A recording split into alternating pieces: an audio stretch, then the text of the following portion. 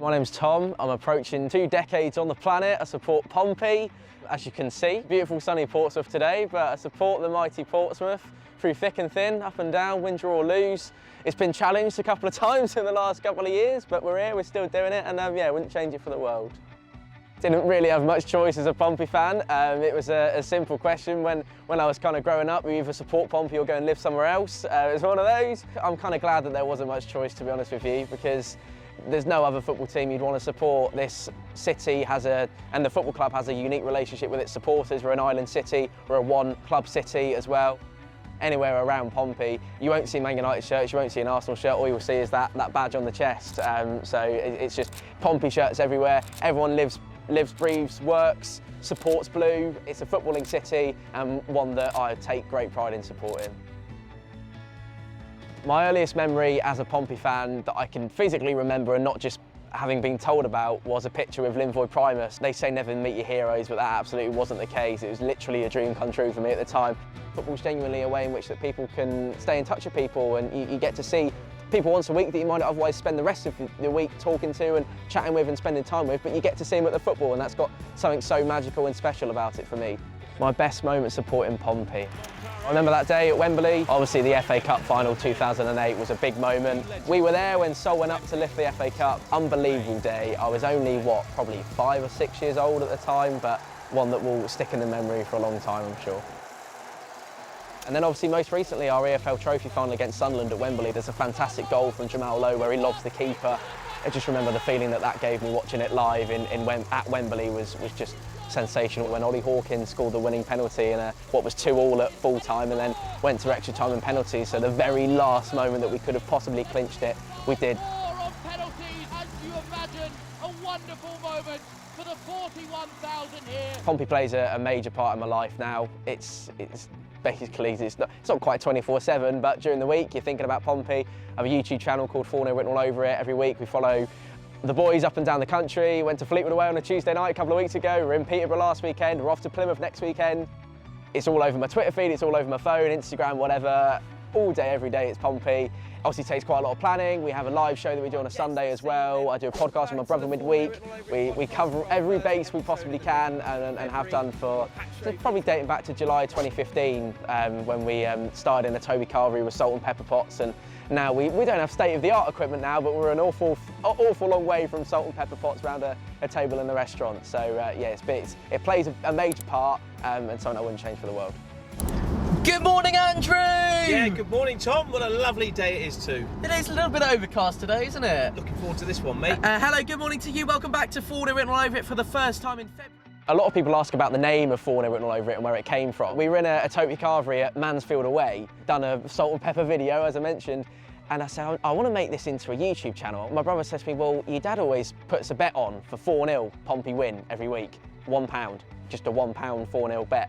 And then the phrase would always be, it's got 4-0 written all over this, so I'm going to put so as a result, I then went, well, that's quite a catchy name that people might catch on to, 4-0 written all over it, so I'll call it that, and as they say, the rest is history.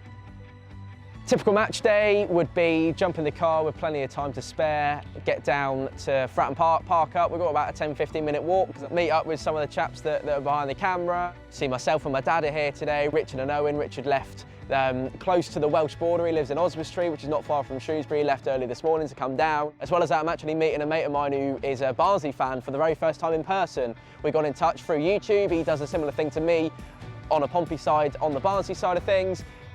Called Barnsley on Tour. Yeah, it's just a really nice group of people that we've met, both through just the love of Pompey and through YouTube as well. Get on the way to Fratton Park, maybe stop for some chips. It's a great walk that we like doing. We walk all the way up to the ground, we then bump into some viewers of the channel. They want to get their score prediction in. What's your score today, mate?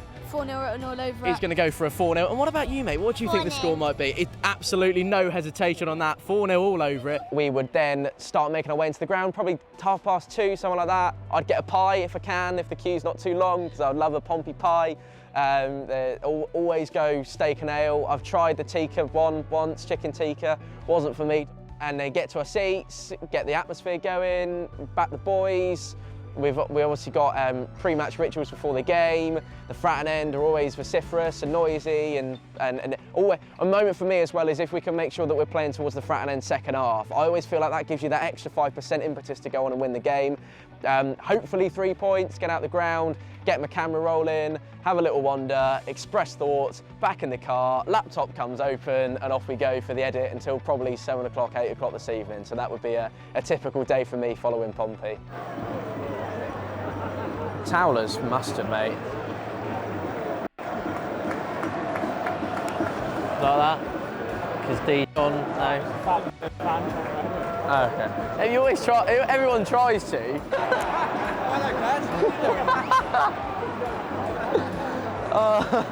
Do you feel like Pompey just about got the edge in that first half? Yeah, I think there was a control about Pompey, whereas at Barnsley, I think they're an all-right team. I don't think they're a great team, but they had their moments. But I think overall, Pompey probably had the edge, just. I don't feel like we loaded the box very well there.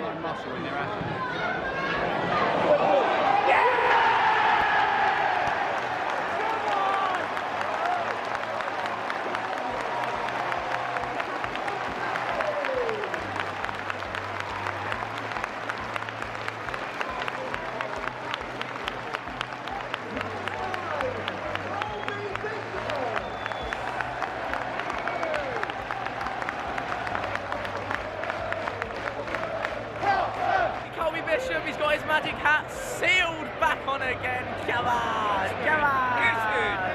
Paddy Lane is playing in the blue and white. It's a good song, mate. Ha! He blew the whistle! It's just fallen to him, he scored and the referee's already blown. It's a let-off, that's what it is, it's a let-off. Oh, no. Oh, no.